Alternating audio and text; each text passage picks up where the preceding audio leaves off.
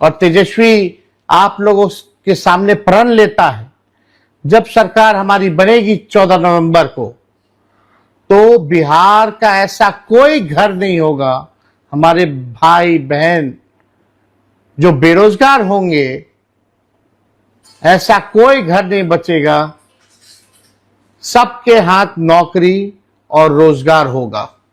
कौन दिया नौकरी यूपी के लोगों को? यूपी के लोगों को हमने नौकरी दिया, लोग यहाँ आकर नौकरी कर रहे हैं। तीसरी नौकरी दे रहे हैं, अच्छी बात है, बीपीएससी से टीचर, लेकिन बाहर वाला नौकरी क्यों दे रहे हैं? खाली बिहार वाला दिया जाए। एक चीज बताइए, ये इंडियन स्टेट है कि क्या है? संघीय ढांचा है। तो आप बताइए कि अगर 2.25 लाख लोगों के बीच में से 24-25 हजार लोग अगर बाहर क्या ही गए, उसमें एक राज्य का नहीं है, कई राज्य का है, तो 2 लाख से संतोष नहीं हो पाया। टीआरई 4 की बहाली दिसंबर माह में हो जाएगी या जनवरी में होगी या फरवरी में होगी, 20 दिन में होगी या 20 महीनों में होगी, आज आपको इस वीडियो में हम बता दे रहे हैं।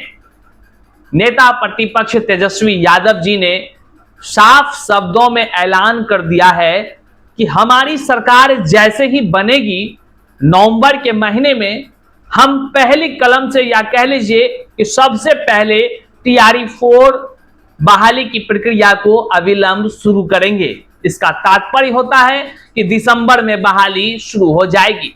ये घोषणा के साथ साथ उन्होंने कहा कि राज्य के एक एक परिवार जिसको सरकारी नौकरी नहीं होगा, वैसे हर एक परिवार को सरकारी नौकरी हम देंगे, ये वादा है, वो घोषणा कर दिए। इसके पीछे की सच्चाई क्या है? क्या ये जुमलेबाजी है? क्या वोट लेने का यह एक षड्यंत्र है?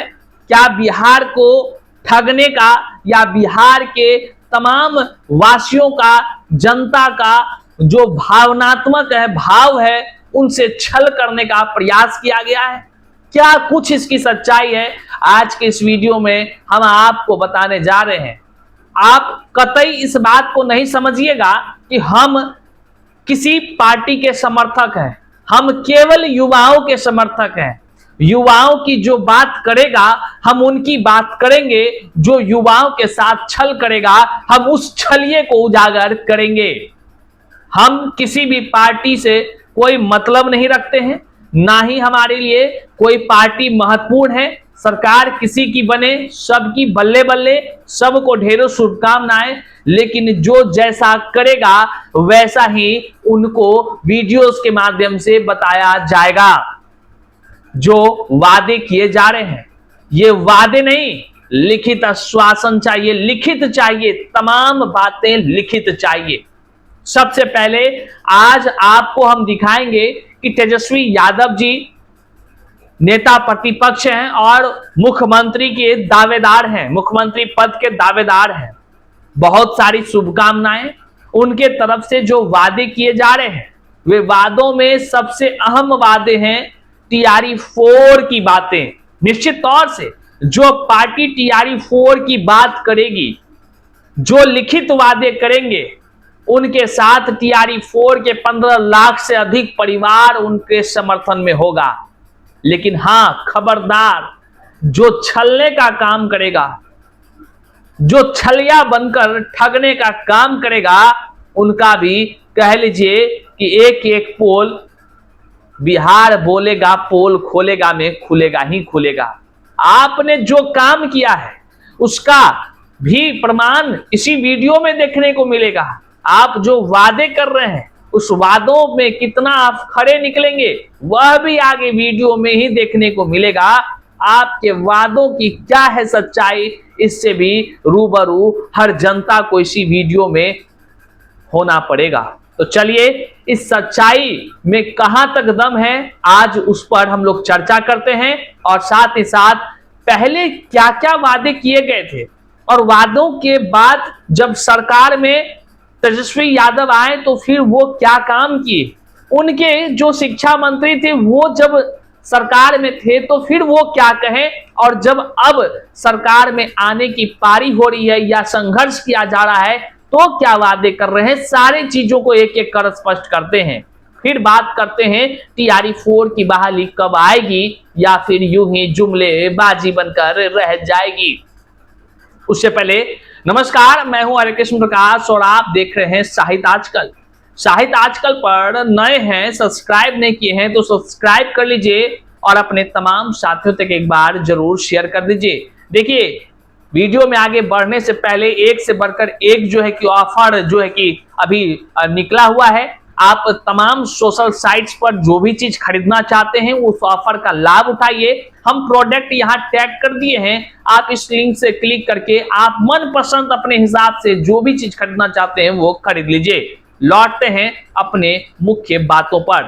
देखिए, सबसे पहले तेजस्वी यादव का वह वीडियो सुनिए जो हाल ही में उन्होंने मुख्यमंत्री पद के दावेदार होने के नाते घोषणा कर दिया है और अभ्यर्थी अब कह रहे हैं हम मुंह से बोले गए घोषणा पर विश्वास नहीं करते हैं, ट्विटर पर ट्वीट किए गए घोषणा पर विश्वास नहीं करते हैं, पेज पर पोस्ट किए गए घोषणा या अखबारों में आई घोषणा पर विश्वास नहीं करते हैं, क्योंकि कई सारे विश्वासघात पहले भी हो चुके हैं।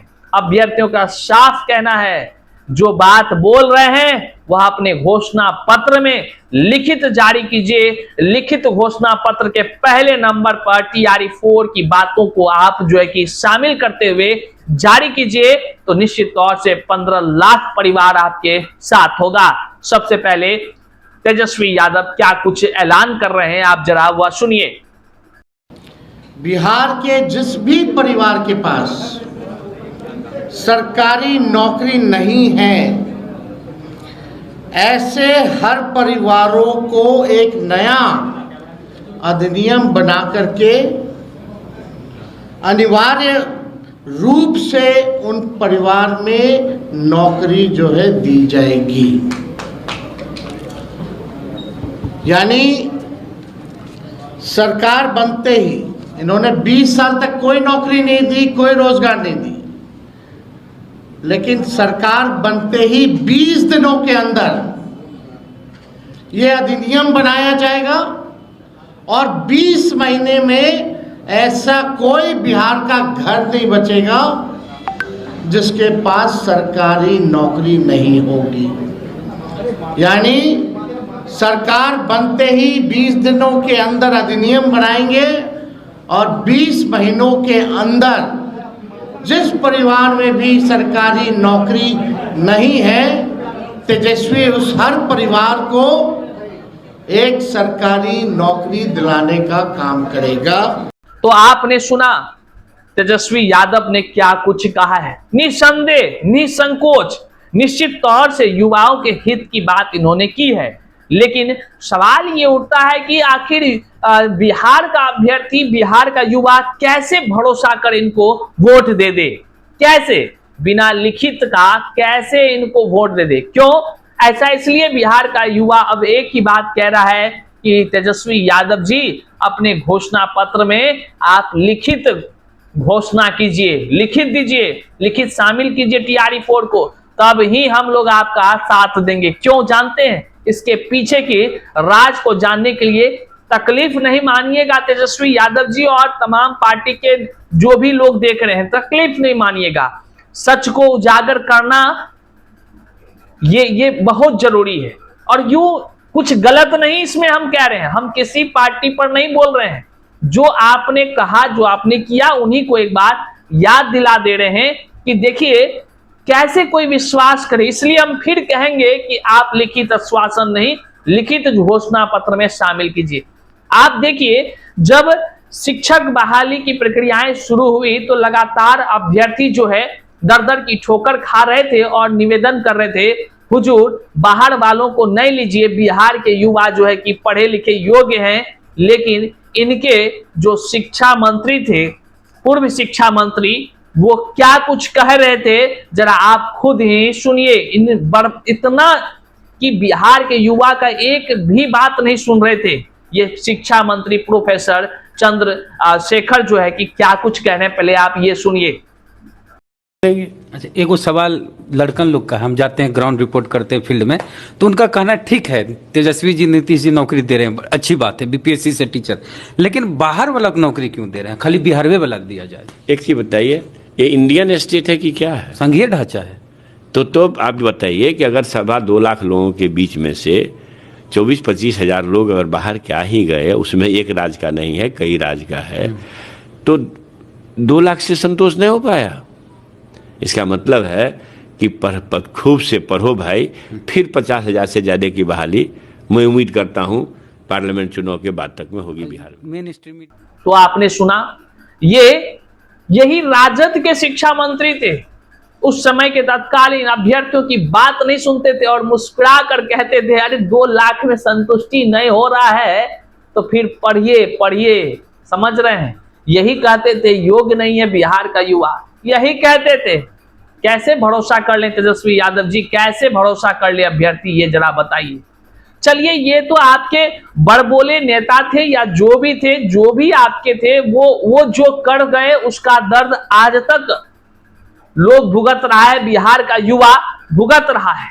लेकिन आपने क्या कहा था जरा उसको भी आप देखिए, फिर कैसे विश्वास किया जाए इसको आप सोचिए। देखिए, जब आप सत्ता के बाहर थे तब क्या बोले थे, जब सत्ता में थे तब क्या बोले थे, आप जरा खुद ही अपनी बातों को सुनिए। कौन दिया नौकरी यूपी के लोगों को? यूपी के लोगों को हमने नौकरी दिया, लोग यहाँ आकर नौकरी कर रहे हैं। तो मसाइल नीति क्या लागू करेंगे? एकदम इस बारे में हम लोग गंभीरता से हम लोग जो है चर्चा कर रहे हैं। तो हम लोग चाहते हैं कि बिहार के लोगों को बिहार में नौकरियां मिलें। इस डोमिसाइल नीति में अध्ययन किया जा रहा है, क्योंकि कुछ राज्यों में जो लगाई गई थी डोमिसाइल नीति, कोर्ट द्वारा जो है उसको खारिज किया गया, लेकिन इस पे और थोड़ा अध्ययन। तो आपने सुना, माननीय उप मुख्यमंत्री के पद पर जब तेजस्वी यादव थे तो उन्होंने साफ शब्दों में कहा यूपी वालों को कौन दिया नौकरी, कौन दिया? हम ही न दिए।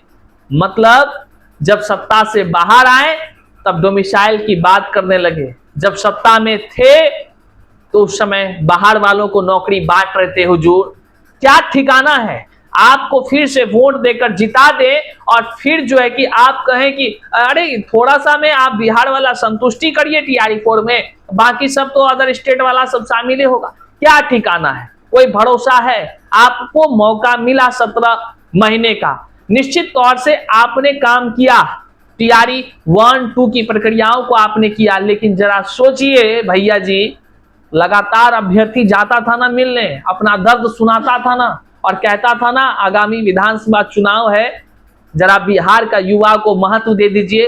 क्या जरूरी था बाहर वालों को लाने का? आज वोट किससे मांग रहे हैं? एक स्वाभाविक से तमाम कार्यकर्ताओं से, तमाम जो भी पार्टी को चाहते हैं उनसे हमारा आग्रह है कि जरा एक विचार कर लीजिए कि आज जो है कि वोट किनसे लेने का मन है। सबका नजर एक ही है, बिहार के युवाओं को, और यही बिहार के युवा दर दर की ठोकर खा रहा था ना हुजूर, आपके दरवाजे पर जा रहा था कि नहीं जा रहा था? लगातार हम लोग प्रयास कर रहे थे कि नहीं? आपने डोमिसाइल नीति को हटवाने में अहम भूमिका निभाई, आपके शिक्षा मंत्री ने अहम भूमिका निभाई।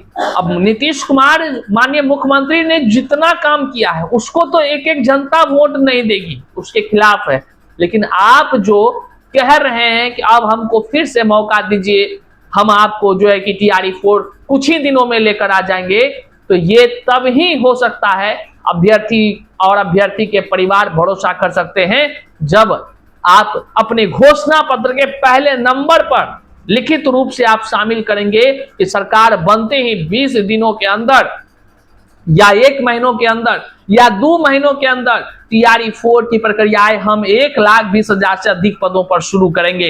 अगर आप ये लिखित घोषणा करते हैं तो तमाम टीआरई 4 के अभ्यर्थी जो 15 लाख से अधिक के परिवारों की संख्या है, वे सब बढ़ चढ़ कर आपको वोट देकर जिताने का काम करेगी। और अगर लिखित घोषणा नहीं देते हैं तो फिर क्या ही समझा जाए, आप कमेंट बॉक्स में खुद ही देख लीजिए। इस वीडियो को जन जन तक शेयर कीजिएगा, हर एक नेता, हर एक पार्टी के लोगों तक पहुंचा दीजिएगा, जो तिल मिलाकर घूम रहे हैं उनके फोन में घुसा दीजिए इस शेयर करके इस लिंक को, ताकि हर नेता, जो युवाओं की बात करेगा, युवा TRE 4 के तमाम अभ्यर्थी, तमाम उनके परिवार उनके साथ खड़ा हो जाएगा, उनको जिताने का प्रयास करेगा। चैनल पर नए हैं तो सब्सक्राइब कीजिए। मिलते हैं अगले वीडियो में, तब तक के लिए जय हिंद।